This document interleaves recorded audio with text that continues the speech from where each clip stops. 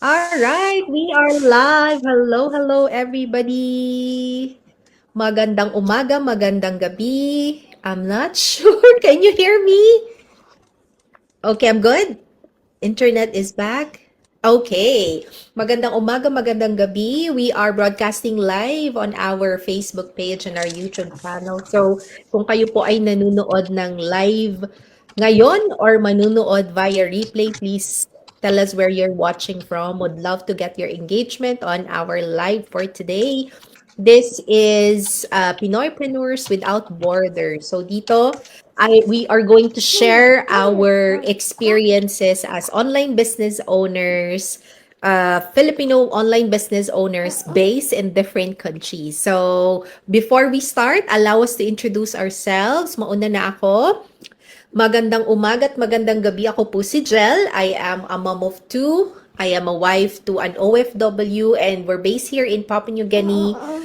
I have over a decade of experience in corporate HR and executive recruitment and also a proud digital business owner. Sis Grace? Hello everyone! Magandang umaga, magandang tanghali at magandang gabi. Ako nga pala si Grace, isang ina at may-ari ng GNM Digital, nakatira dito sa Australia at tulad ng maraming OFWs at immigrants, alam ko ang pakiramdam ng magsikap araw-araw para mabigyan ng mas magandang buhay ang pamilya. So everyone, welcome sa aming episode 16. Ang topic namin ay internet lang at laptop, totoo ba? Marami ang nagtatanong kung posible nga bang magkaroon ng business gamit lang ang internet at laptop. So, stay tuned po dahil baka ito na ang sagot sa matagal mo nang hinahanap, isang opportunity na maaaring magbigay sa iyo ng bagong kaalaman, mas maraming opsyon at may pag-asa para sa mga dang kinabukasan. Pass you sis, Ate Jan. Hello everyone! Mayong gabi! May gabi sa tanan, may buntag, wherever you are. Ako si Jan, ang proud my wife, and a mom of two amazing boys at registered nurses sa New Zealand. Like many OFWs, akala ko ang hard work is enough. Pero habang tumatagal na-realize ko time pala is something na hindi na mababawi. So that's why I started learning about digital business na something na alongside my nursing career pwede ko siyang gawin without giving up professional. Love na love ko. So excited po ako to be all of our entrepreneurs. We'll share our lessons at sana makatulong sa journey ninyo. Okay, thank you sis. Thank you so much ladies at sa ating mga viewers for tonight. So today, ang ating topic ay totoo ba na internet at saka laptop pwede nang mag-start ng online business? Oo, totoong totoo. Internet lang at laptop, pwede ka nang mag-build ng successful online business. In fact, itong business na to, sinimulan namin 5 years ago sa Pilipinas and then after 5 months, nakapag-move kami dito sa Papua New Guinea to be with my husband who's working here while also running the business at the same time. So, hindi namin kailangang magsimula ulit, hindi namin kailangang magsara ng negosyo sa Pilipinas at dalhin dito. Literal na dinala lang namin siya kasama namin right when we move here. Kasi ang kailangan mo lang naman talaga is internet connectivity para makapag-stay plugged in ka sa business mo. Minsan nga, tinanong ako, like, saan ba yung address ng business nyo? Sabi ko, online, nasa website namin yan. Yun yung address ng business namin. Hindi siya nakatali sa isang physical location. Kaya kahit saan ka magpunta, dala mo talaga yung negosyo mo. Kami, kahit nasa Philippines, Papua New Guinea, or minsan nagta-travel kami sa ibang countries, hindi namin kailangang isipin na o sino yung magbabantay ng business namin or kailangan ba nating isara muna, wala kaming logistics, wala kaming kailangang ayusin, wala kaming physical inventory na kailangang ilipat, right? Sobrang hassle-free siya. Basta dala namin yung laptop, or actually kahit na anong device kahit sa phone pwede na siya, as long as meron kang internet connection, connected ka na sa business mo. And I think that's what makes this opportunity so perfect for Filipinos abroad? Kasi alam naman natin maraming mga Pinoy yung lumilipat ng bansa because of work. Yung iba after few years, lilipat na rin ng ibang country, exploring ba. Yung iba naman, ang ultimate goal is makauwi ng Pilipinas for good and doon na mag-retire or maybe in other country mag-retire. So imagine kung every time na lilipat ka ng bansa, kailangan mong iwan yung source of income mo. 'Di ba? Mahirap 'yon, sobrang hassle, right? But with this digital business, hindi mo kailangang ma-experience yung hassle ng paglilipat, pag-move, registration, and everything. Kasi you can continue building it wherever life takes you. Whether you are here in Papua New Guinea, kay Sis Grace sa Australia, sa New Zealand, kay Sis Jan, or nasa Canada ka, or nasa Middle East ka, sa Europe ka, or back home in the Philippines, dala mo pa rin yung business mo kahit saan ka magpunta. And that's what I love most about this business opportunity kasi hindi lang siya nagbibigay ng additional source of income. It really gives you the freedom to really choose where you want to live and earn income, freedom to travel, and freedom to really build something that can stay with you wherever you go.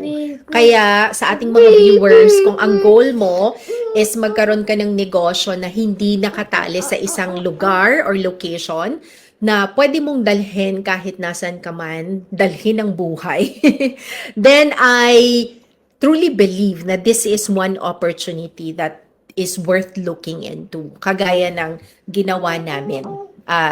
And so if you are interested to learn more about this business opportunity, just reach out to any of us so we can guide you through the steps. Sis Grace?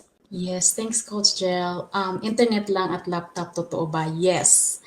Kung kaya mong manood ng Facebook, YouTube, nag-scrolling ka habang nakahiga lang or habang naglalakad or habang nagluluto or nag-aalaga ka ng anak mo, wala nanood ka ng TV, imposibleng magamit mo yan. Kasi para matuto ka ng bagong skills, bumuo ng online income. Maraming Pilipino ang nangingibang bansa para mabigyan ng mas magandang buhay ang mga pamilya natin.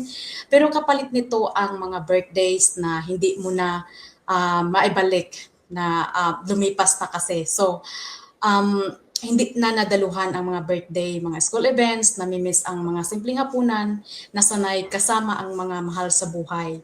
Hindi madaling maging malayo sa mga pamilya natin, kagaya ng mga maraming OFWs at mga immigrants ang naghahanap ng iba't ibang paraan para magkaroon ng mas maraming option sa hinaharap. Ang digital business ay hindi magic. Okay? At hindi rin siya instant success. Tulad ng anumang negosyo, kailangang aralin mabuti, paglaanan ng oras at maging consistent. Ang kagandahan nito, hindi mo kailangan ng physical shop, inventory o malaking team para makapagsimula. Sa tamang training, guidance at commitment, maaari kang matuto kahit nasa ibang bansa ka, nasa Australia, New Zealand, Papua New Guinea, Philippines, Canada, Middle East, kahit saan ka man basta merong internet connection. Hindi ito tungkol sa pagyaman ng mabilis at ang layunin ay magkaroon ng pagkakataong bumuo ng additional kita, magkaroon ng flexibility para sa pamilya at unti-unting magkaroon ng mas maraming oras para sa mga taong pinakamahalaga sa ating buhay.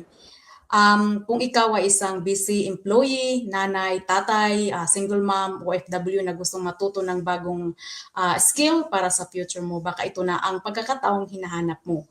Kung gusto mong maintindihan kung ano ang pinagsasabi namin dito at kung gusto mong malaman kung paano kami nagsimula, meron po kaming free 20 minutes webinar po na libre lang po siya at hindi ka magbabayad. Walang pressure po, layunin lang namin na maibahagi sa inyo kung ano ang ginagawa namin dito sa harap ng kamera at sa likod din ng kamera. So, kung paano kami nagsimula, lahat naman kami walang experience dito. Okay, so tandaan ninyo, hindi mahalaga kung saan ka nagsimula. Ang mahalaga ay ang desisyon mong magsimula, matuto at kumilos para sa mas magandang kinabukasan. Thank you. Pass you, Sis Cha. Nice, nice. O, di ba matatanong lang natin, no? Internet lang, laptop, talaga may business ka na? Di ba? Parang ganun lang tanong lagi ng mga tao sa atin. Ganun din kami dati. Don't get us wrong. Pero start lang natin to with a simple question. Sino dito ang nakapagtrabaho na habang nasa airport? Or nasa cafe ka, or habang naghihintay ka, sunduin yung anak mo, or habang nasa bakasyon, di ba? A few years ago, sasabihin ko, imposible. Pero ang sa akin kasi, work means duty, duty means hospital, hospital means time. Time in, time out. Dati yun. Pero ngayon, ang sa akin is basta may internet, may laptop, or kahit cellphone lang, pwede kang magtrabaho. Pero linawin lang natin, hindi ito siya yung ibig sabihin easy money. Hindi rin siya ibig sabihin overnight success din siya. At lalong hindi ibig sabihin hihiga ka lang at habang pumapasok ang pera, di ba? So portable doesn't mean effortless. So portable means hindi ka nakatali sa isang lugar. So ang sa amin, para sa aming mga OFWs, napakalaking bagay niyan. Sanay tayo na, alam mo yung lumilipat tayo ng countries, ng mga bansa, lumilipat tayo ng employers, lumilipat tayo ng schedule, pero yung income natin, lagi madalas nakatali pa rin sa oras, di ba? So kapag hindi ka nakapag-duty, wala kang income. So yan ako, yan ang sa akin sa nursing. So registered nurse ako, I love what I do, pero gusto ko ring magkaroon ng yung ibang source of income na pwede kong dalhin kahit saan, whether nasa New Zealand ako, nasa Pilipinas, na bumibisita sa pamilya ko. So ang business na to doesn't stop just because nag-change kami ng location. That's the beauty of today's digital world, di ba? So yung office natin literally nag-fit inside dun sa backpack natin or sa bag or sa laptop bag natin. Tandaan lang natin na hindi ang laptop ang nagpapayaman, hindi ang internet. It's the skills that you learn and it's the systems that you build. Yun at saka ang isa pa yung consistency natin sa business. At higit sa lahat yung willingness to start. Sabi nga ni Sis Grace kanina, we were not tech savvy. We didn't have any business experience, 'di ba, prior to this. Pero willing lang kami talagang mag-start. So maraming OFWs ang, alam mo, naghihintay ng perfect timing. Pero kapag maluwag-luwag na yung schedule, yun ang iniisip nila. Kapag marami ng ipon, kapag ready ka na, yun ang nasa isip nila. Natin dati. Pero let's be honest, perfect timing rarely comes. And sometimes, yung best time na yan is simply when you decide to begin to learn. Diba? Because parang every new skill kasi na binibuild natin today is something na hindi makukuha ng kahit sino sa atin. So whether you stay abroad, you move to another country, or finally decide to go home sa Pilipinas, yan ang real portability. And yan ang nasa business ngayon. Not just carrying your laptop, but carrying a skill that can go wherever life takes you. So maraming salamat po sa inyong lahat for spending your time with us tonight. I hope po na yung episode namin reminded you na yung technology is not replacing hard work. It's giving us another way to work smarter. Especially for us Filipinos living overseas.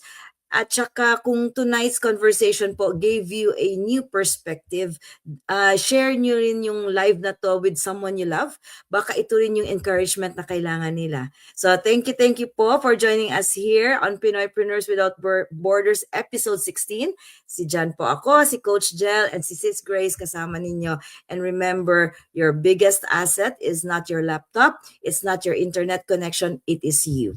So, willingness to learn lang po, courage to start, and yung decision to create a future na maraming choices, maraming freedom, at maraming oras para sa mga mahal natin sa buhay. God bless you po. See you on our next episode. Good night.